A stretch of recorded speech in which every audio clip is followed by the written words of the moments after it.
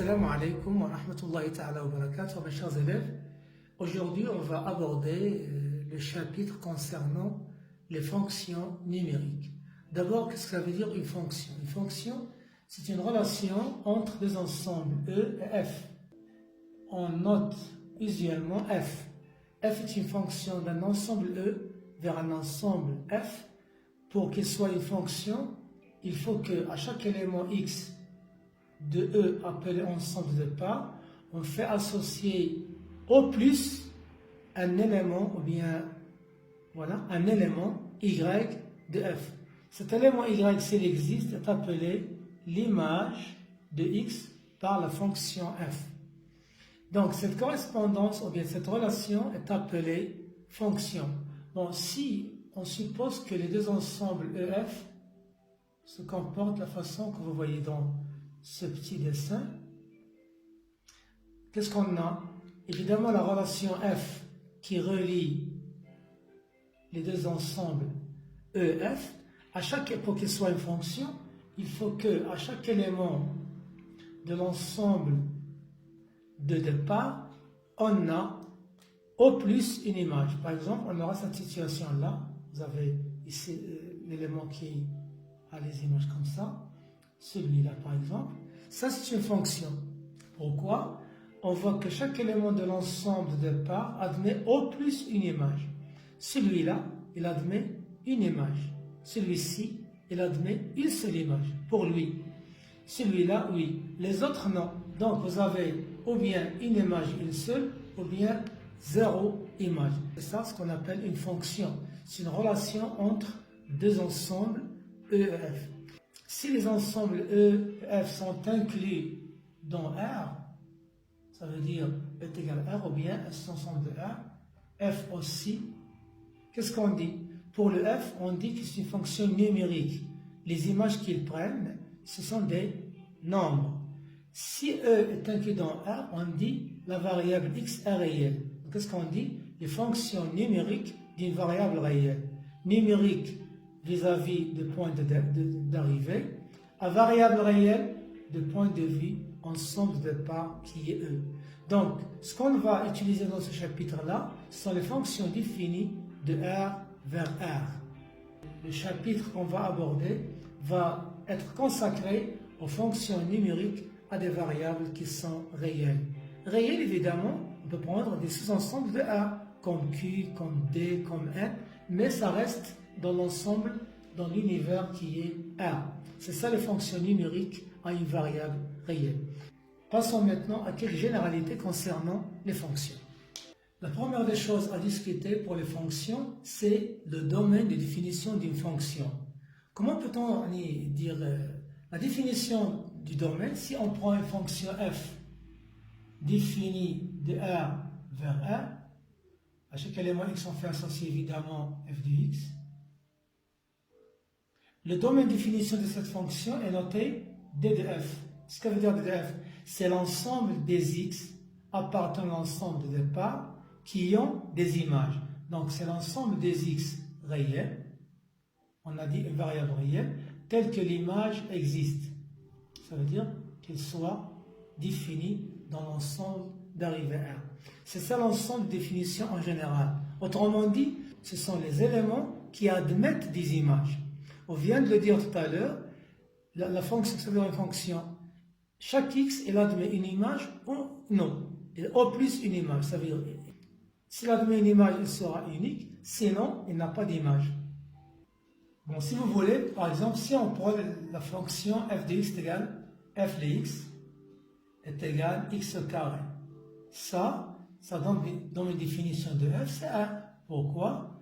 Parce que chaque fois qu'on remplace x par un réel, on a l'image qui est son carré existe. Si on prend par exemple, un autre exemple, f de x est égal à 1 sur x.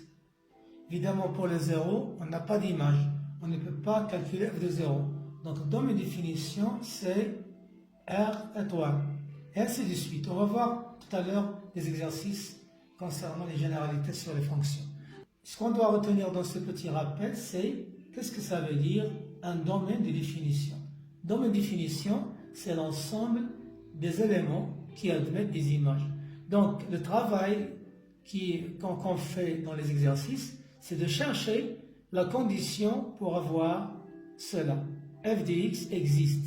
Donc, on voit l'expression de chaque fonction donnée dans les exercices et on cherche la condition que doit satisfaire le x pour que son image existe. Deuxième point qu'on doit faire le rappel, c'est la parité d'une fonction. La parité, ça veut dire est-ce qu'elle est paire ou bien impaire. Parité, ça veut dire paire ou bien impaire. Si on prend une fonction f définie de R vers R, évidemment avec une expression donnée, on va dire que f elle est paire si seulement si, quel que soit le x dans mes définitions, qui est inclus dans R, première des choses, l'opposé de chaque x de domaine doit être dans le domaine des définitions. Deuxième point, il faut avoir, et, deuxième condition, f de moins est égal à f de x. Donc ça, c'est une fonction qui est paire.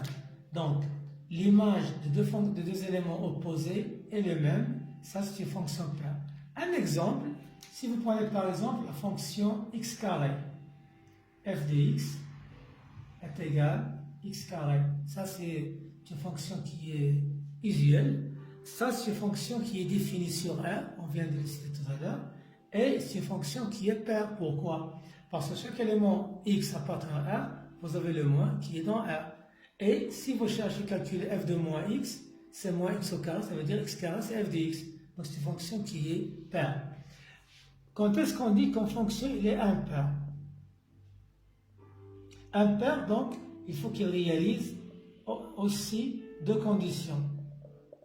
La première, dans mes définitions, le moins x, il faut qu'il soit dans le domaine, mais la seconde condition, c'est que l'image de moins est égale à moins f de x.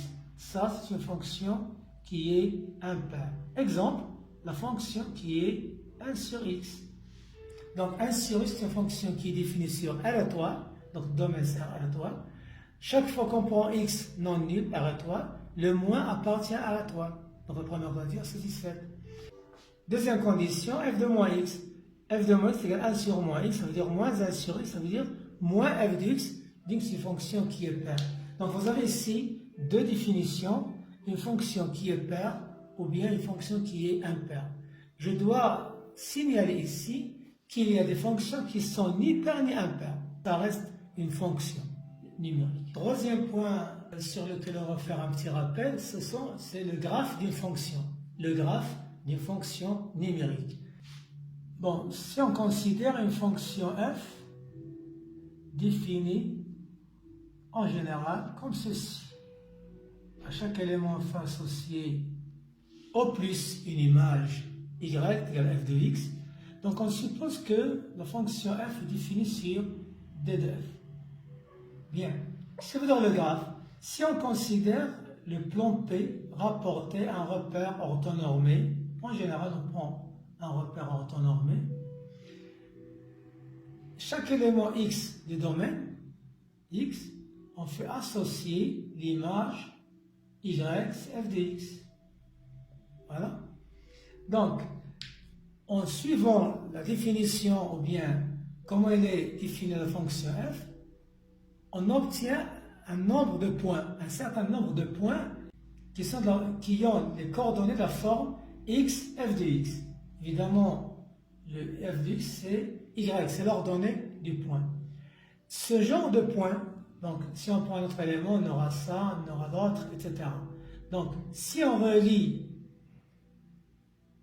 les points qu'on a avec une ligne, cette ligne est appelée le graphe de f qu'on note C de f. Donc, ce que veut dire le graphe?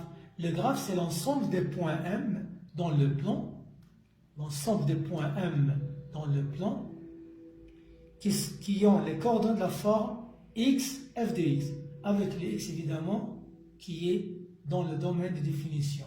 On le note évidemment C de f. Donc, le graphe d'une fonction f définie sur son domaine de définition, c'est l'ensemble des points M de coordonnées x, y dans le plan P tel que y est égal à f de x. Évidemment, le x, il est dans mes définitions. Ou bien on peut l'écrire sous la forme suivante. C'est l'ensemble des points qui ont les coordonnées, la forme x, f de x, tel que x parcourt le domaine de définition. C'est ça le graphe d'une fonction. Donc ce qu'on doit retenir dans ce petit rappel, c'est que le graphe d'une fonction est l'ensemble des points. C'est une représentation qui est graphique. C'est une représentation qu'on représente géométriquement. Donc c'est l'ensemble des points. Tous les points qui ont x, f de x, on les rassemble dans un graphe, une représentation graphique appelée la courbe représentative de f, ou bien le graphe de la fonction en question. Donc ça, c'est la représentation graphique d'une fonction. Le quatrième point sur lequel on va faire un petit rappel, ce sont les variations d'une fonction. Les variations d'une fonction, ça veut dire on va chercher si la fonction elle est croissante ou bien décroissante ou bien constante, parce qu'elle n'est pas ni croissante ni décroissante. Donc les variations de f, comment on va les définir? Donc pour définir la croissance d'une fonction, donc f, toujours défini sur son domaine, donc f, une fonction définie sur son domaine de définition. Premier point, si vous avez, donc on va prendre, bon, soit un intervalle, soit i, un intervalle de domaine de définition. Bon, si on a quel que soit AB dans le i au carré, si vous avez A inférieur à B implique f de A inférieur ou égal à f de B, alors dans ce cas on dit que f est croissante sur i. Une fonction qui est croissante. Donc ça c'est la définition d'une fonction qui est croissante. Pour qu'elle soit croissante sur un intervalle i, il suffit de voir si vous avez A inférieur à B et vous comparez f de A, f de B.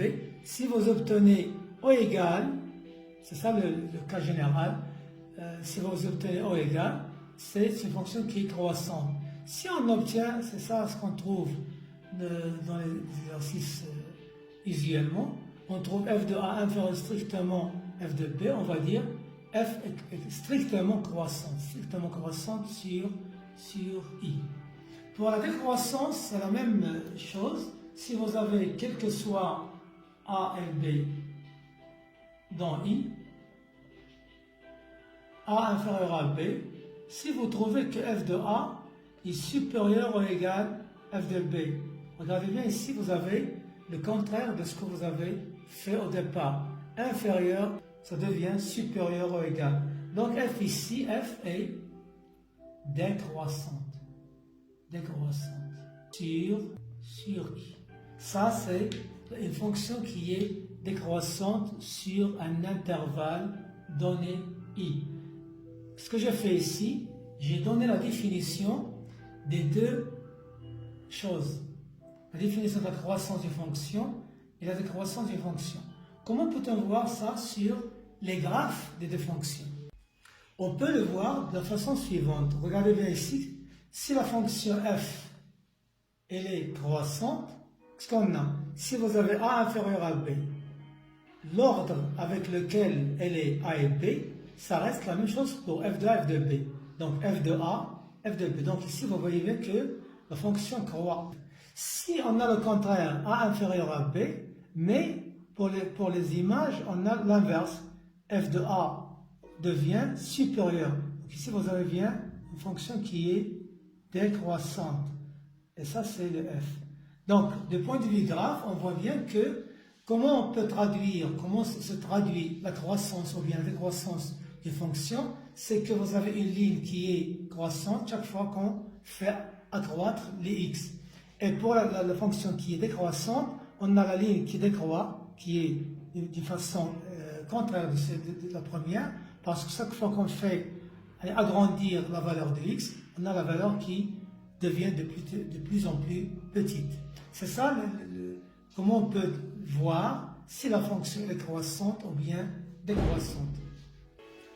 On peut aussi étudier les variations d'une fonction en utilisant ce qu'on appelle le taux de variation. Si vous avez une fonction f définie sur un domaine, définition de son domaine, et si je prends un intervalle i dans le domaine, alors, quel que soit a et b, les éléments de i, tels que a différent de b, on pose t est égal f de a moins f de b sur a moins b. Ce réel-là, t qui est égal f de a moins f de b sur a moins b, est appelé taux de variation de la fonction f sur l'intervalle i. Le taux de variation, mes chers élèves, on se souvient bien de ce qu'on a fait dans les classes au collège. On a bien étudié ce rapport pour bien déterminer la pente d'une droite. Si vous vous rappelez bien, quand on a une fonction fine, ax plus b, on a fait cette méthode pour déterminer la pente de cette droite. Ou bien elle est comme ça croissante, évidemment, ou bien décroissante. Donc on a fait ça au collège, on a déterminé le m est égal y1 moins y2 sur x1 moins x2, c'est ça la méthode qu'on va faire maintenant pour toutes les fonctions. C'est la pente pour déterminer si la fonction f est croissante ou bien décroissante. Donc, on peut utiliser la définition, comme je viens de le dire tout à l'heure, mais on peut utiliser le t. Si vous avez le t qui est positif, f est croissante. Si vous avez t négatif, f est décroissante. Si t est strictement positif, f est strictement croissante. Si t est inférieur strictement à 0, f est strictement décroissante. Si t est nul, alors f est une constante, parce qu'on aura f de a égale f de b, quel que soit a. Donc, on a une fonction qui est constante, qui est égale à un nombre. Chaque élément, on lui fait associer une constante k. La dernière des choses à dire ici, c'est que vous remarquez bien que le taux d'accroissement, ou bien le taux de variation, on l'appelle aussi le taux d'accroissement, il utilise la définition d'une façon implicite. Vous remarquez ici que vous avez a et b, f de a, f de b. Dans la définition, qu'est-ce qu'on dit? Si a est inférieur à b, on trouve f de a inférieur à f de b, alors elle est croissante. Ici, vous avez, si a est inférieur à b, f de a inférieur à f de b, vous aurez le numérateur et le dénominateur négatif sur négatif, ça veut dire positif. C'est ça ce qu'on veut, donc positif. Si vous avez a inférieur à b, et vous trouvez f de a supérieur, par définition, alors vous aurez le numérateur et le dénominateur qui n'ont pas le même signe, donc t sera négatif, donc décroissante. Vous voyez bien qu'il y a une relation entre la définition des variations des fonctions et le théorème donnant la méthode qui utilise le taux de variation d'une fonction numérique. Il y a une chose qui est très importante que je vais signaler ici pour le rappel des variations des fonctions, c'est que si vous avez f est une fonction qui est paire ou bien impaire, cela veut dire qu'il suffit d'étudier les variations dans le domaine d'étude. Appelé le domaine d'étude, c'est le domaine de définition inter R+. Si la fonction f elle est paire, supposons qu'elle est croissante dans la partie positive de son domaine de définition, comment sera-t-elle dans l'autre partie? Regardez bien. Si je prends un x ici, son image elle est là, f de x. Le moins x, c'est l'opposé. L'image de moins x, c'est le même que celui de x. Donc, si je fais la même chose ici, j'aurai l'autre qui est là. Donc, qu'est-ce qu'on aura? On n'aura que le graphe de f sera symétrique par rapport à l'axe des ordonnées. Donc, le CF, le graphe de f, pour une fonction qui est paire, est un graphe qui est symétrique par rapport à l'axe des ordonnées. il suffit d'étudier les variations sur la partie positive, puis la représenter sur la partie positive et faire la symétrie. Pour les variations, on étudie les variations sur la partie positive. S'il est croissant sur la partie positive, il sera le contraire. S'il est décroissante, on va supposer ceci, il sera comme cela. Ça veut dire, cette croissance sera croissante. Donc, la fonction qui est paire, qu'est-ce qu'il fait? Il fait le contraire des variations en passant de la partie positive à la partie négative. Donc, vous voyez bien qu'une fonction qui est paire nous permet d'abord de restreindre l'étude sur la partie qui est positive, ça d'une part. D'autre part, du point de vue construction, on construit seulement sur la partie qui est positive, puis on fait la symétrie par rapport à l'axe des ordonnées. Qu'est-ce qui se passe pour la fonction qui est impaire? Pour une fonction qui est impaire, si on représente la fonction sur la partie qui est positive. Donc évidemment, vous voyez bien, regardez bien avec moi ici, vous avez le x avec son image, le moins x, son image c'est moins f de x, ça sera ici. Donc moins f de x. Donc on aura la chose suivante. Donc vous voyez bien que vous avez ce point qui est là et ce point qui est là. On aura la symétrie par rapport à O. Donc ici vous voyez bien que vous avez chaque point du graphe est symétrique avec un autre point dans la partie qui est négative. Donc si vous avez une fonction qui est impaire, il suffit d'étudier sur la partie positive et puis on va faire la symétrie par rapport à O, l'origine de repère. D'autre part, si vous avez f, c'est une fonction qui est croissante sur la partie positive, elle reste croissante sur la partie négative. Et s'il est décroissante, comme ceci, elle sera décroissante dans l'autre côté. Donc, si vous voulez, la fonction qui est impaire conserve les variations en passant de la partie positive à la partie négative. Et ça, c'est très important dans l'étude de beaucoup de fonctions. La dernière chose sur laquelle on va faire un petit rappel concernant les généralités sur les fonctions numériques, c'est les valeurs maximales et les valeurs minimales d'une fonction. Si vous avez une fonction f, on va dire qu'elle admet une valeur maximale en un point A, ou bien en un réel A. Évidemment, le A appartient au domaine, sur un intervalle qui est I, qui est là, intervalle bien donné. Voilà. Donc, on dit que f admet une valeur maximale au point A sur l'intervalle I, si seulement si, quel que soit x appartenant à l'intervalle en question, f de A, c'est la plus grande des valeurs que f prend sur l'intervalle I qui est dans le domaine de définition de la fonction en question. Ça veut dire une valeur qui est maximale, ou bien un maxima sur l'intervalle I. Un minima, ou bien une valeur minimale, c'est la même chose. Si vous avez un intervalle I bien donné, qui est dans le domaine de définition, donc I toujours un sous-ensemble ou bien intervalle de I, on dit que f admet une valeur minimale ou bien un minima sur l'ensemble ou bien sur l'intervalle I, si seulement si n'importe quelle valeur de I, vous avez le f de A, c'est la plus petite valeur que prend la fonction f sur l'intervalle en question. Et ça, c'est la définition d'une valeur maximale ou bien d'une valeur minimale, ou bien un maxima ou bien un minima. Évidemment, si vous avez la valeur A la plus grande sur son domaine, c'est la plus grande valeur sur tout le domaine de la fonction f. La même chose pour A, c'est la plus petite f de A, c'est la petite valeur que prendra f en A. On dit que c'est un minima pour la fonction sur son domaine. Donc, à ce niveau-là, mes chers élèves, on a fait un petit rappel, et c'est ça ce que vous avez vu au tronc commun en classe l'an dernier. C'est ça ce que vous avez vu l'an dernier pour les fonctions numériques. Donc, cette année, on va faire ces généralités, ça reste valable, et on va ajouter quelque chose d'autre pour la suite de ce qu'on va voir dans les fonctions de cette année. À ce stade-là, je vous remercie de votre attention. À la prochaine vidéo et au revoir.